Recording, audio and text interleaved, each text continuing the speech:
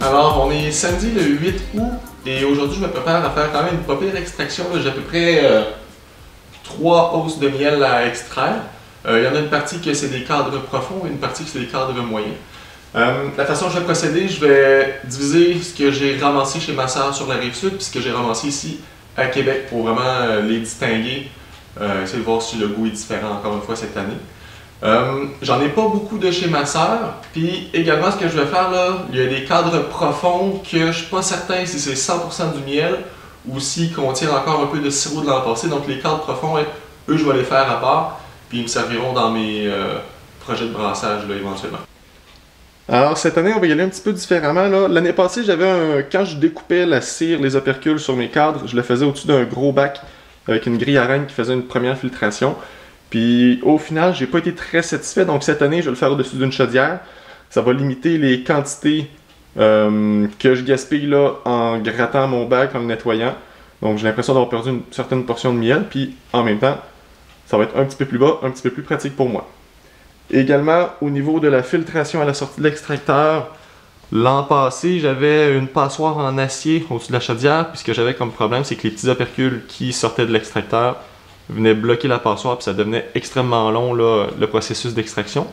Donc cette année, là, ce que j'ai, c'est des poches que les peintres utilisent pour filtrer la peinture, enlever les motons qu'il y a à l'intérieur. Donc là, ce que je vais faire, c'est que je vais juste remplir la chaudière, puis ensuite suspendre le sac au-dessus de la chaudière, comme ça, ça va être plus rapide de mon côté au niveau de l'extraction, puis ça va se filtrer quand même assez bien par gravité vu la grosseur de la poche. Donc l'idée, c'est de prendre le couteau à pain et venir vraiment scier l'opercule de cire qui se trouve sur le cadre pour que ça se détache en galette idéalement, pour qu'on ne vienne pas endommager les alvéoles en dessous, pour qu'elles soient facilement utilisables là, par les abeilles par la suite. Des fois ça peut rester collé.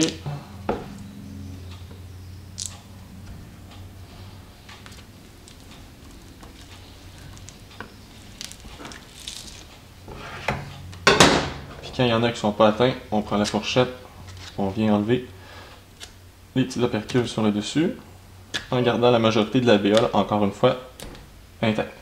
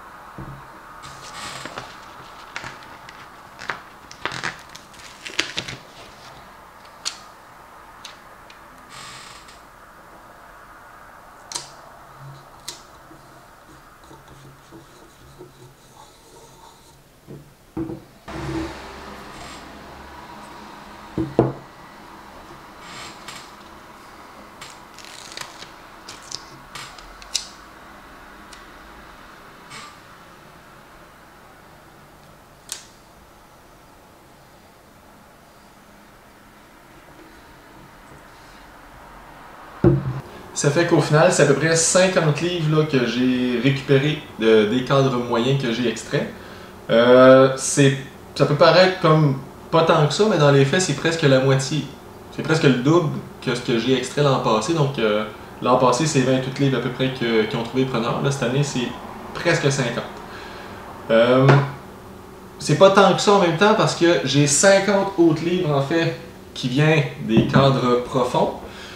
C'est 50 livres que je peux pas vraiment me permettre de vendre parce que je suis pas certain s'ils ne contenaient pas un peu de sirop que je donne aux abeilles l'automne. Donc, j'avais pas la certitude que c'était 100% du miel. Il y avait peut-être un petit peu de sirop au travers. Donc, à ce moment-là, ce 50, peut-être 55 livres-là, je vais le garder de mon côté. Puis, je vais l'utiliser pour faire des projets de brassage d'hydromel. En général, on va dire qu'un apiculteur va produire soit du miel, soit des abeilles. Cette année, je suis quand même chanceux d'avoir produit ce 100 livres de miel-là, parce que dans les faits, j'ai quand même produit beaucoup d'abeilles. Je suis passé de 8 ruches au printemps à 19 présentement. On va voir de quoi ça a l'air quand on va arriver à l'hiver, mais je suis pas mal certain qu'on continue à augmenter le cheptel de ruches, puis on augmente en même temps la production. Donc, ça augure très bien pour les années prochaines.